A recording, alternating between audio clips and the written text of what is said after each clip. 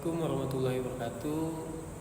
Halo, kembali lagi dengan saya Irfan Syahur Ramadan dengan NPM 22630110. Kali ini saya akan membahas konflik bisnis antara PT ST Indonesia Makmur dengan mitra waralaba. PT ST Indonesia Makmur, latar belakang kerjasama waralaba. PT ST Indonesia Makmur adalah salah satu brand minuman kekinian yang berkembang pesat di Indonesia melalui model kemitraan waralaba. Sistem ini memungkinkan individu atau pengusaha untuk membuka gerai dengan menggunakan merek, sistem operasional dan pasokan produk dari pusat. Model waralaba ini menguntungkan kedua pihak. Perusahaan pusat mendapat ekspansi cepat tanpa investasi langsung, sedangkan mitra mendapatkan dukungan brand dan sistem. Namun, hubungan ini membutuhkan kejelasan kontrak, komunikasi yang terbuka, dan kepercayaan antar pihak. 2. Penyebab dan kronologi konflik.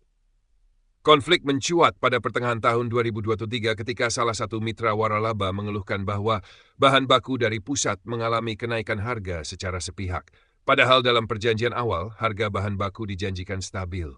Mitra merasa terbebani karena margin keuntungan menurun drastis, sementara pihak pusat tetap meminta target penjualan dan branding tetap dijaga.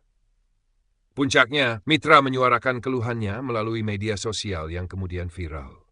Pihak ST Indonesia pun memberi pernyataan resmi bahwa semua mitra telah menyetujui klausul kontrak, termasuk soal fluktuasi harga bahan baku. 3. Dampak konflik terhadap reputasi. Konflik ini berdampak pada dua sisi. Bagi PT ST Indonesia Makmur, reputasi brand terganggu karena publik mulai mempertanyakan transparansi dan etika dalam menjalankan bisnis franchise. Langkah menyuarakan keluhan secara terbuka juga menuai kritik, karena dianggap merusak citra perusahaan tempatnya bermitra. Konsumen pun sempat ramai memperdebatkan isu ini di media sosial, sebagian berpihak pada mitra, sebagian pada perusahaan pusat. 4. Perspektif hukum dan dari sisi hukum, jika dalam perjanjian awal tidak mencantumkan detail perubahan harga bahan baku, maka pusat berpotensi melanggar kontrak. Namun, bila perjanjian menyatakan bahwa harga bisa berubah sewaktu-waktu sesuai kondisi pasar, maka secara legal pusat berada di posisi yang kuat. Secara etika bisnis, perusahaan sebaiknya tetap menjalin komunikasi terbuka dan transparan agar mitra merasa dihargai. Penyesuaian harga perlu dibicarakan bersama, bukan diputuskan sepihak.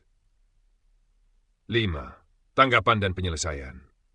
Setelah konflik ramai diperbincangkan, pihak ST Indonesia menyampaikan klarifikasi resmi bahwa seluruh mitra telah mengetahui mekanisme harga bahan baku. Namun pihak perusahaan juga menyatakan akan memperbaiki sistem komunikasi internal dan transparansi logistik agar mitra lebih dilibatkan dalam proses perubahan.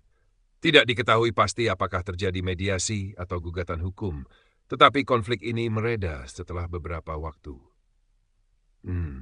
Konflik ini memberi pelajaran penting bahwa hubungan bisnis waralaba harus dilandasi dengan komunikasi yang kuat dan kontrak yang jelas. Rekomendasi untuk perusahaan dan mitra, perjelas klausul dalam perjanjian, termasuk soal harga, distribusi, dan hak suara mitra.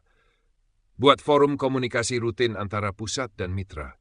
Hindari menyelesaikan konflik di ranah publik sebelum upaya internal dilakukan. Terapkan prinsip win-win solution agar semua pihak merasa diuntungkan.